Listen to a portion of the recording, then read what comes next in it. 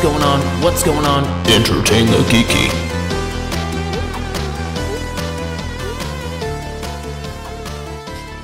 Your face when you do that. You gotta. I have to change it up. I have to change it up because if I don't, I get bored with this. You know what I mean? Right, but I'm looking at your face, right? So like your face, I'm just sitting here laughing. Well, I used to try to when we started the show. Whoever was in the room with me, I would try to throw them off. Okay. So I would do something to try to. I wanted the track to start with laughing. I thought that was the way to do this. And yeah, I could have done the right thing and just had a fucking laughing track, but I was too stupid and lazy for that. No. Don't use the laugh track. So yeah, no laugh tracks here. I would just find a way to try to get this organic laugh. It's very easy with you because I just make a funny face and you're in. You're like, yeah. I do laugh quite a bit. So this week we are going to talk about role-playing must-haves. So things that you can't be at the tabletop without. Okay. All right. Cool. Yeah. I like that. What do you have a number one? Like just that one thing that you can't live without? Well, I think there's I'm in two lists, right? If we're talking about things you need for a game, we first have to talk about what kind of game, right? So your tabletop role-playing game, you have your D&D and definitely some other things, right? I think Star Trek we've done in that way, the game I've been playing in, where it's mostly theater of the mind. You're not really looking at figures on a map or on a table or on a ship model or whatever. So in that regard, I think we have to distinguish between those two, right? Are we talking about a more traditional D&D style experience? Or more theater of the mind? Or more our imagination is what makes this come to life. Okay. Okay, so dice. Dice? Well, dice are given. Dice are the first thing. Okay, dice, sure. But I think that's too obvious. Yeah, no, it is. Okay. Right, you're talking about things like, okay, yeah, you need dice, right? But what makes it a good experience for you? That's not dice. Do you take notes when you play? Yes. So I'm a derelict, okay? I do not.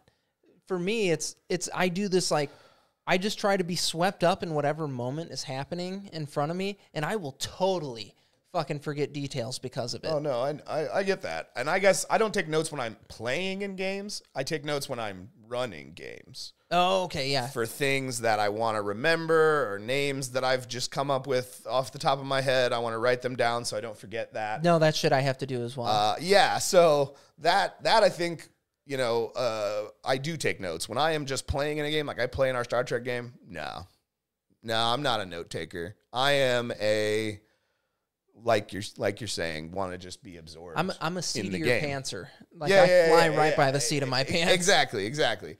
You just kind of want to go and lose yourself in it. And Star Trek has been, I'm going to give a shout out to a person who doesn't want me to say their whole name, so I will just call him the Mighty Z.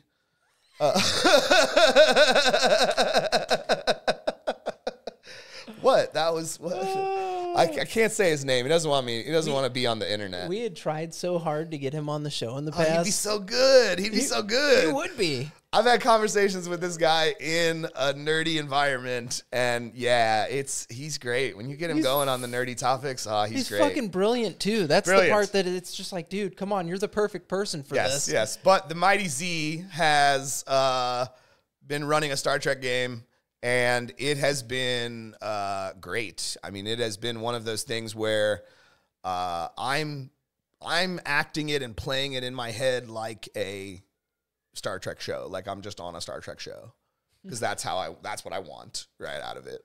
And we do it episodically and season by season, so it is a Star Trek show. I like that you guys do it episodically and season by season. I think that makes it just a little sexier, Yeah, I mean every episode's different. He always starts. He hands me a little captain's log that I read in character with the proper start date, right? Because of course, he's a good game master, and he's got the proper star date on there, so we can all understand what time period in Star Trek land we're hanging out in.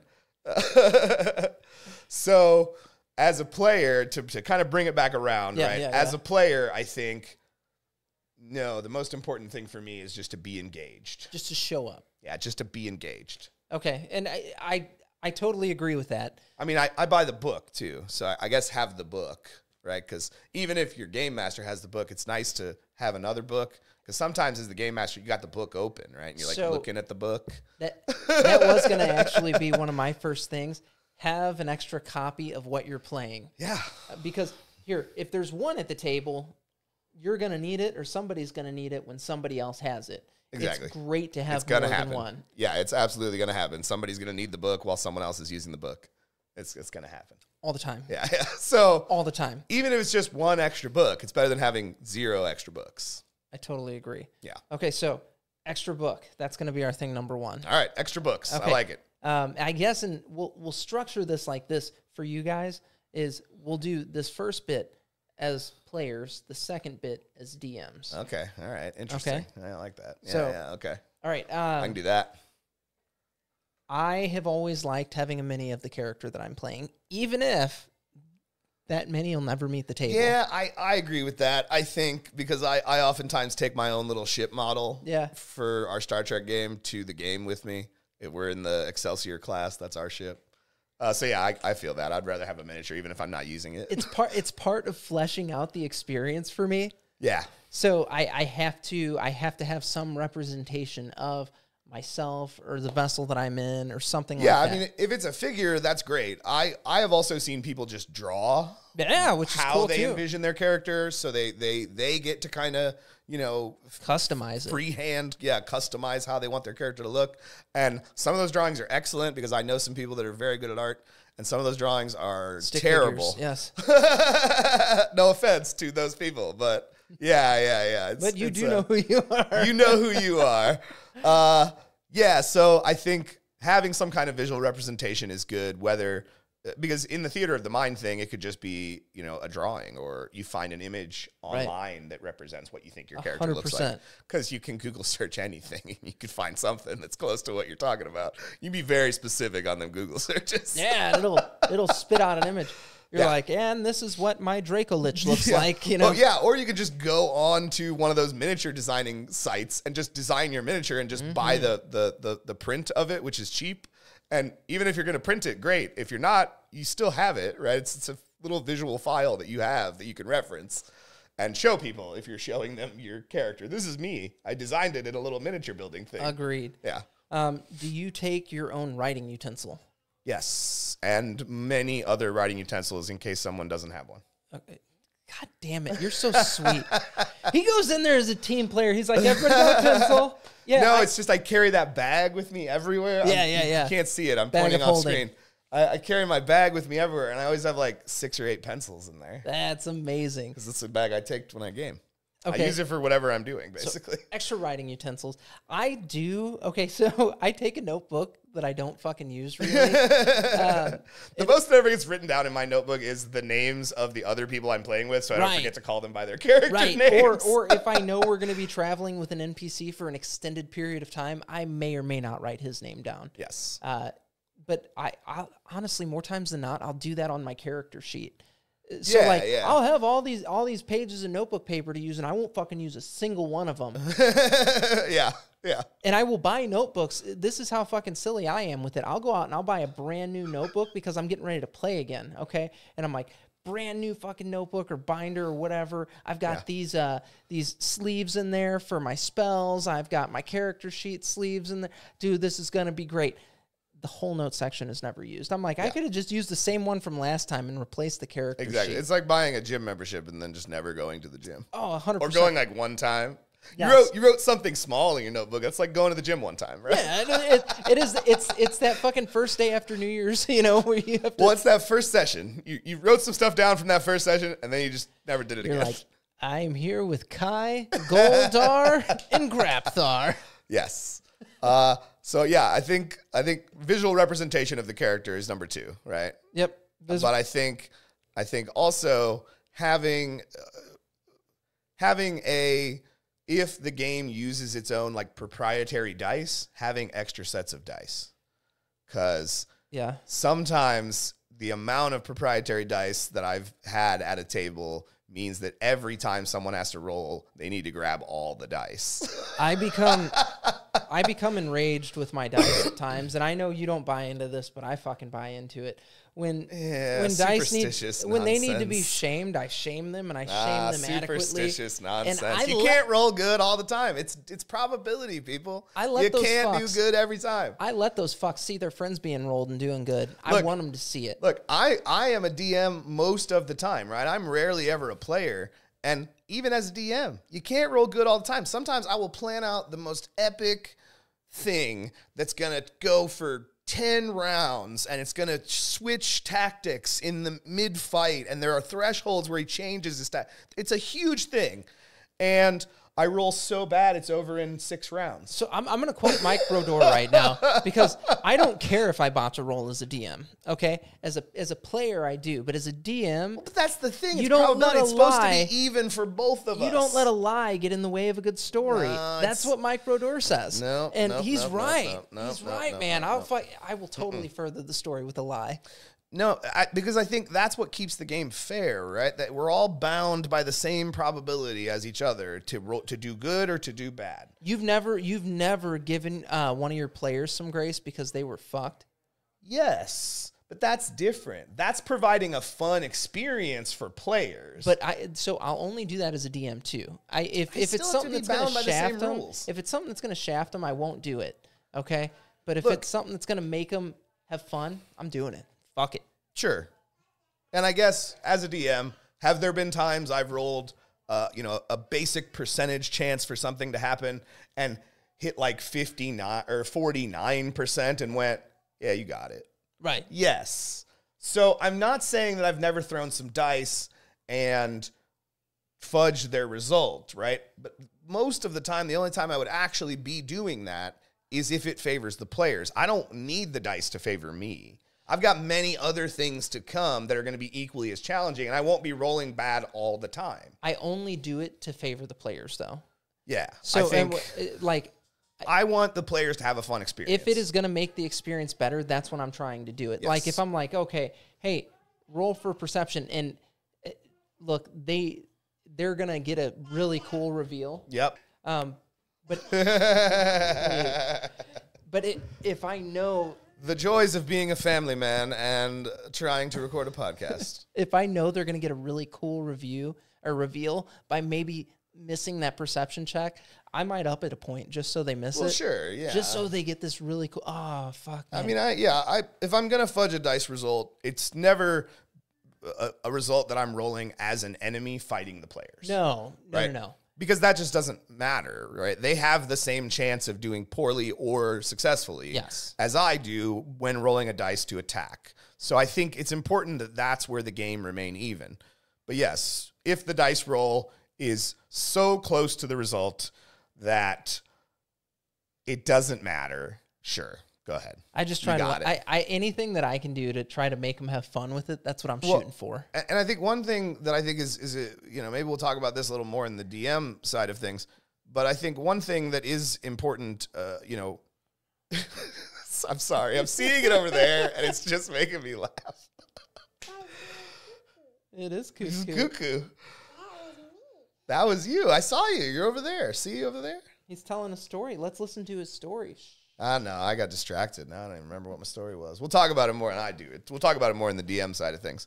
But proprietary dice. If there are some kind of proprietary dice, having extras. I take extra dice, and I think that's a must for any game, just in case I have to put some in the doghouse. Well, I mean, when there's again superstitious nonsense. When you're just using regular dice, though, right? Your D6s, your D4s, your D8s, your D20s. Yeah. Most people have plenty of those. And people that are into games have plenty of those. Right. If you're just getting into games, go buy some. Right? They sell them everywhere. You can get 10 pounds of them. Yeah, you can get a lot of them for very little amount of money. Yeah. They're just little pieces of plastic. But it's proprietary dice. It's when the bar to entry for your game is I have to buy dice that are not normal dice. Right. Yeah, extra dice. So that's what, 3? So 3. How many are we going to? I think 5. Okay, 5. All right, what else you got? So we have our extra book. We have our character representation. Yeah. We have our extra dice. Extra dice, yeah. I like to have things in a neat package. So I always do a binder or a folder for whatever character I'm doing. Sure, yeah. And I even because sometimes as a DM I provide those. Well, sure, yeah. But yeah, as a player, I take folders, I take card sleeves, all this stuff, so that I can make it as lovely as possible for me. And I know, okay, grab the green folder if I'm going to play. Yeah, yeah. So yeah, a folder. Yeah, I have my character sheet in our Star Trek game. I have my character sheet, and every captain's log the Mighty Z has ever given me. And all just in like a magazine sleeve. Nice. Right? Okay. Like one of those page sleeves from like Ultra Pro. So it's all in there. My sheets, everything. It's all in there. Okay. I just keep it all in one place and next to my book, and that's what I grab when I gotta go. Well, and I grab specific dice because the game only uses D20s and then proprietary D6s. That's how you know it's good, though. Which I hate. The old game let me use regular dice. Just regular old dice. What's the difference? Could you, like, take a Sharpie to a D6 and make it so work? You could. There's charts or little tables that show you what symbol you would get if you rolled a D6 and got a 1 and a 2 and a 3. Okay. So you could convert it quite easily, but I mean, it's just easier. I mean, at least they give you the option of that, though. That's cool. Some games don't do that. Some games don't ever put a little template together, and people do it on their own, right? Like fans do it. They'll figure it out. They figure it out. And They're they smart. Put the templates together. They're smart people. Well, if you obsess over a game, no, you can't go outside. It's dark, baby. If you obsess over a game, you figure out real quick how those tables and numbers actually work. Oh yeah, for sure. And there's still, I mean, we've been playing this, at least this newer version of the Star Trek game, for a while now, and there are still times when I roll those D6s and I'm just like, all right, so I got these little explosions and I got this Starfleet symbol, but I don't remember what all that means. So what does all that mean? I would rather just know I rolled a 6. Kick ass. You know? On a D6, I rolled a 6. That's as high as it goes. I did the best roll I could. You want number 10? I just rolled number 10. You're so adorable how you just, like, she will just talk and then just trail off, but then just keep going as if that was the point.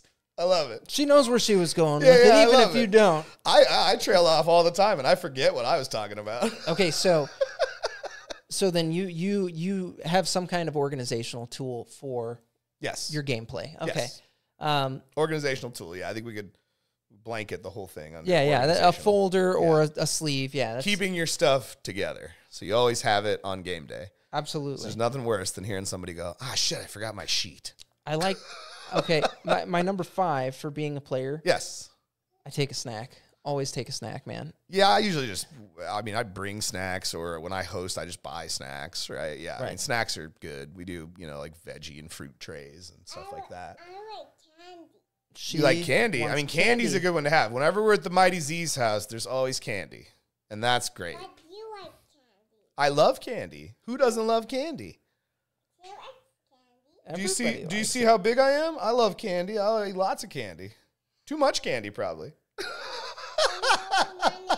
All right. As a DM. Yes. As a DM. Okay. I think we forgot number 5. What was number 5? No, that was number 5. Oh, that was number 5. The snack was number 5 for me. Snack was number 5. That's right. Okay. So as a DM, yeah, go ahead. What do you got for number 1? Your number 1. Okay, my number 1 is hang on one sec, babe. My number 1 is having notes from last session with me.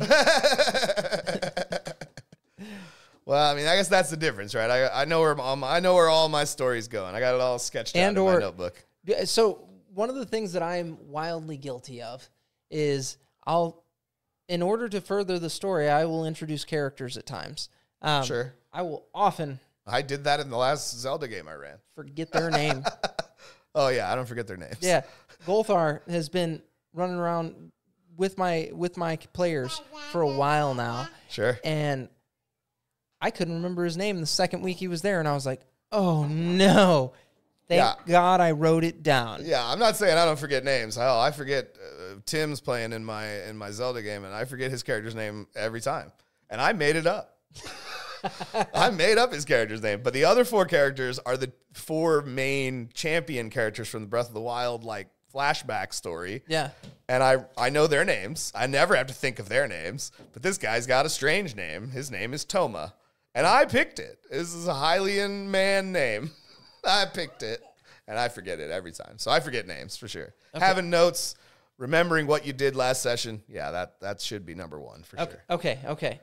What's your my number 1, and it's weird, right? I just always think it's cool, right? Is the DM screen. Get a DM screen. Get a DM screen for the game you're running. Most of the Game Master's kits come with a screen, and if they don't, they're usually sold separately. Get a screen. Not only because when your players are looking at the screen, there's oftentimes like some cool art graphics. or Absolutely. like a setting to kind of set the scope for the world you're in. Mm-hmm. But then on the other side of it, as the DM, there's so many things they put on there now, so you don't have to open the book every time something changes or every time something comes up that you're not 100% sure about. Bonus You can just information. Yeah, you just look right there on the screen, and there's little tables about, object hit points, object hardness, right? Like Absolutely. just tasks, right? As the DM, you're having to ask yourself, is what the player attempting easy, normal-ish, hard, or like super hard, right? And you have to set a DC, a difficulty class that makes sense Yeah. for the task they're doing. That Absolutely. chart's right there. It shows. So when the player asks to do something, you can ask yourself, is this an easy task? Is this a hard task? Is this a really hard task? And as the DM running the game, you'll know, it's your game. You're running it. DM screen. And if you're running a game, that's like written for you, they'll tell you the DC. I mean, gotta look at that thing. That's for if you're running a game like off the cuff, like Right. I do, right? No, a DM screen is super rad. And the more specific it is to what you're doing, Yeah. the better. The Star Trek one's got For like sure. it's got like a Klingon bird of prey, like fighting a Federation starship, and there's a Romulan warbird over here, like a Borg cube in the background. It's just cool looking. Like it's just Right. Makes them it's feel cool good. looking. Okay. So yeah, I think the DM screen. That's Okay. my number 1. Okay. DM screen. I totally agree. Yeah. Totally agree. Or that was your number 1. Okay. That would be, that's like my Well, that's number our 2. number 2. Yeah, Right? okay. That's collectively. That's number 2. Number 2. As an item. That's our number 2. It's number 2. Hard. Okay. So the DM screen. Number 3. Number 3. All right. Have copies of character sheets. I know. The players should be responsible and should have them. Sometimes they don't. I don't have copies of my character sheets. They have their sheets. And one of the players is my wife, so her sheet is just always with the stuff, right? But yeah, I don't have copies of my player sheets. But I guess it depends on who your players are, because I think if you're running a game for like younger people or even children, which I've done, several times, it's actually have found that to be more stimulating as a game master than running a game for adults. Not that running a game for adults is also not great, but kids, man, they don't even think about what they're doing. They just let their imagination do it. And so like I remember running a game for a buddy of mine's family, and I'm setting a scene of like an abandoned old town, and people are closing their windows as you go by, like in an old haunted house movie or something, right? And so I'm setting the scene that the street is bare and there's no one, but then kind of like down the way you see a grave digger, and he's digging a grave. And before I even finished the sentence digging a grave, the youngest child said, "I want to go talk to him." I just went, "Yeah, you can do that. Okay, let's do that." Right? So she's going down there, and she got into a whole conversation just trying to find out what was going on in this town. Off the cuff, just did it. Amazing. Right? Like, just didn't even question that. The imagination just took over, and that's what we're doing. We're pretending to be these people. Let's do it.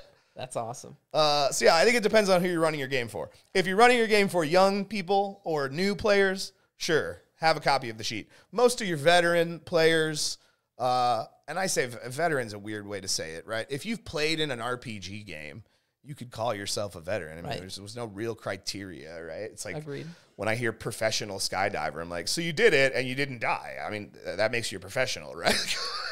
Unless we're defining it as getting paid to do it, which sometimes we're not. You're just a professional because you didn't die, right? So if you've played in if your players have played in an RPG game or two or more, I don't think you need copies of sheets. If you're seasoned. Yeah, if you're seasoned. That's I good. used that term earlier, and you were like, God, that's a weird one. This is a weird one. Yeah. I said it because we're getting old, too. We are. I'm going to be 40 in a month. I just turned 34 this past week. We're old. Yeah, it's bad. It's bad. I mean, I feel like, though, we're still plugged in, right? Look at this. We're having fun with it. We're talking about all the cool stuff. Apparently, gaming and comics are cool now. They weren't when I was in high school, but they're cool now. That's all that matters. That's all right. You got like guys like Matt Mercer, who's like made it just everybody's like, oh, D&D. We never knew D&D could be like this. Yeah, it's amazing. So I've been playing since I was 10, 11.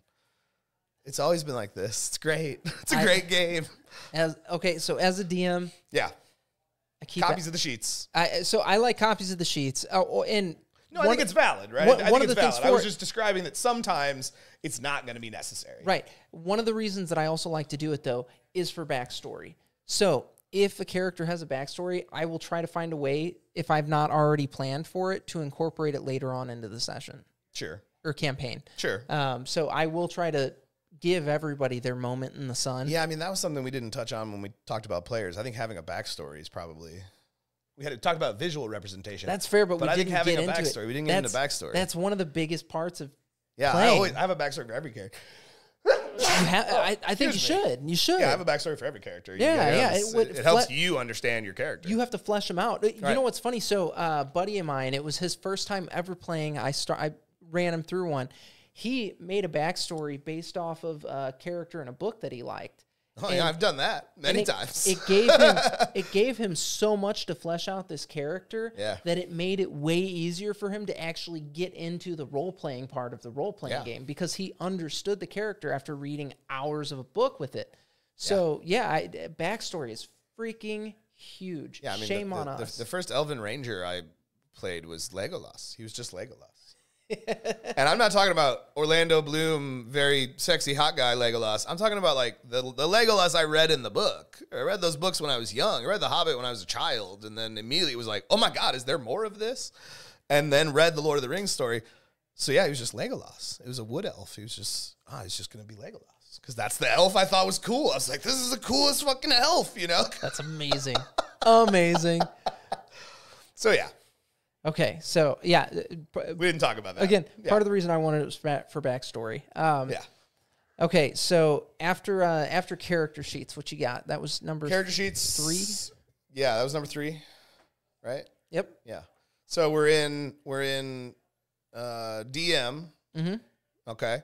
So I think as a DM, this is kind of a weird one, right? Because having an idea of where your story is going and or having read all of the module you're running. Oh, for sure. Right? No matter which one of those things you're doing, you have to do one, right? If you're running your own game, know where your story is going. Yeah. Whether you have every single moment planned out is a moot point. Know where your story is going. No, have at least bullet points and an overarching narrative that you're trying to tell. That's mine, right? I've designed dungeons for my Zelda game as sketches in a notebook. Right, because that was very easy to do. Just draw some squares and connect them, Before each session, I then take that and transfer it onto the page. But when it comes to the little individual moments that are going to pretty much be defined by what your players decide to do within the world you've given them, your scripted moments, your story moments, your characters that are important to the story and are going to help further the story along, know who those people are before you start doing it. Oh, 100%. Or, like I said, read the book. So I've had moments of my players aren't the biggest fans of lore and monologue. They like to basically be writing the lore of the universe they're playing in as they go. But I've given them these like moments of, hey, you didn't know this about the world because it was something that had been kind of lost to the sands of time, but it's being revealed to you now. And it's something that is going to be massive moving forward. So make a note of this. And they like, it's funny because my characters are like, or my players are like, that's fucking silly. Here we go. So then now they're just having religious experiences. You can let your players dictate kind of the crux of the story, right? But like you and as a DM, I mean, it's your job to be ready for the changes they might make or the things they might try to affect, right? But like you don't have to. I'm not saying you have to plan out every single moment, right? Because I had a situation where the Mighty Z is playing in this Zelda game as well, where the Mighty Z's character was. I can't stop saying it now. Was the next time you see him, you need to be like, Mighty Z. Yeah, I know, right? I'm gonna have to do this now. It's a thing. It's a thing. I'm gonna get like a big banner and just hang it in his house. I should the Mighty Z. I should text him. I never really even talked to him, but I should just text him. So the Mighty Z, we were having a conversation about you. Yes. The Mighty Z is playing Mifa, the Zora princess from Breath of the Wild. Yeah. And she was going to engage, or they were going to a place where her father was like amassing Zora troops for a push on some swamplands to get rid of some lizard guys, right? I knew she was going to interact with her father, but I didn't plan that conversation in any way. That conversation happened because the father is on the road to where we are going, and why not let the daughter interact with her father, right? And her father would want to interact with her. That was the whole thing, right? Because when at first he was like welcoming, like, oh, come in to my tent. Eventually he got like lower register and was like, so daughter, why are you here? Right? Because he's like worried about his daughter. You get to have some awesome role playing there though. Yeah, exactly. And I had no idea what the conversation was going to be, right? The conversation is dictated by what the Mighty Z wants to engage in with that NPC. I don't know what that NPC is going to say. I let that kind of happen naturally. But it's still important that I knew it was going to happen, right? Having some kind of structure to kind of keep the story moving, unless you're just trying to build a sandbox. Right. In which case you're talking about something very different, right? Sure. Yeah. Okay, so that was, what, number 4? That was number 4. Having the story mapped out a little bit or having read the whole module. All right. Number 5. So you get the final word. What's So Chris always gets the last word. Oh, stop it. So as a DM, I'm going to say you are responsible for extra dice, copies of books. Responsible for the stuff that you need to run the game. Sure. Well, not just that, but if somebody forgets dice, you want to have some there for them and stuff like that. Sure. So, yeah, I always make sure to have extras, and then I provide snacks. Yeah, I definitely go to the store and buy snacks. I try to do full-blown meals is actually what I try to do. I try to make it like It depends on how long we're playing. an experience. Yeah. Well, I do every Thursday now. It was every other Thursday for a bit there, but it's every Thursday. And Wish I could do every week. That'd be great. Well, I try to do. I want the experience to be something that's special for everybody, and it's more than just getting to play the game a little bit. It's getting to spend time with other human beings. And after a weird couple of years where we didn't get to do a lot of that, it was super important to me. So absolutely, I agree. I do try to make it as just communal an event as possible. Yeah. So fucking, if you're a DM, you better have snacks or num-nums. Or some Mountain Dews or something. We've all heard that old Dr. Demento sketch. Do you drink when you play? Drink alcohol? No, or do your players drink when they play? Because you don't drink. No. No? I mean, some players I've had play have had drinks and probably would still to this day if I invited them to a game. But no, mostly no. Okay. It's mostly, sodas or water or tea or whatever. I mean, that's smart. Yeah. That's smart. Yeah. I've DM'd drunk before, and that's, like, not good to do. Oh, I DM high all the time. I'm high when I DM because it kind of helps my imagination just kind of be a little more free. Gets the creative juices It helps flowing. me ad-lib in those conversations where I'm not really sure how the conversation is going to go. I'm just going to kind of let the player dictate how that conversation is going to happen. So we typically will have drinks when we play. I think that's fine. I think it's can get out of hand. I've had some people get like too drunk while they were playing, and that made me never want to game with them ever. No. Total thing. Total thing. So like I've had experiences where I was DMing and it was almost hard to tell the story because I was just a little too buzzed up. Sure. And I was like, fuck. So then I'm having these awkward interactions while I'm an NPC, Sure. and it's not necessarily what that character was going to do to forward the story. So yeah, I actually would. Bonus. You should probably be somewhat sober. Don't drink too much if you drink. Yes. But so the last thing, I think, number 5, snacks. Snacks, for sure. Those are the lists. You fucking, yeah. Got Snacks. 5 and 5. 5 and 5 is always snacks, though, man.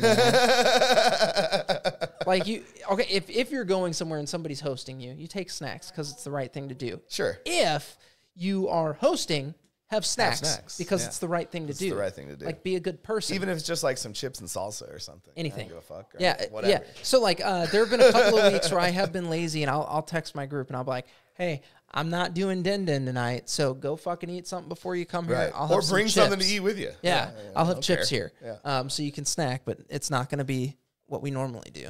But yeah, I think to round it all out, those are. We didn't intend it to be 2 lists, but I think it was important to differentiate between must-haves or things that are required as a player versus things that are required as a DM. Yes, agreed. Yeah. Okay. You guys can go to entertainthegeeky.com. You can follow us on all of our social media there. If you have not already, like, comment, subscribe. Love us so much that it hurts. Just give us a like, right? That helps out, apparently. Yeah, you don't have to send us any more vials of blood. Thank you, though. Some kind of algorithm thing. I don't know. They tell me it's an algorithm thing. I'm too old to understand what that means, so I don't know. Yeah. Hit that like button or dislike. I don't know, whatever. If you don't like us, go ahead. Give me the thumbs down. I'm fine. My ego's not that fragile. It's fine. As always, stay geeky.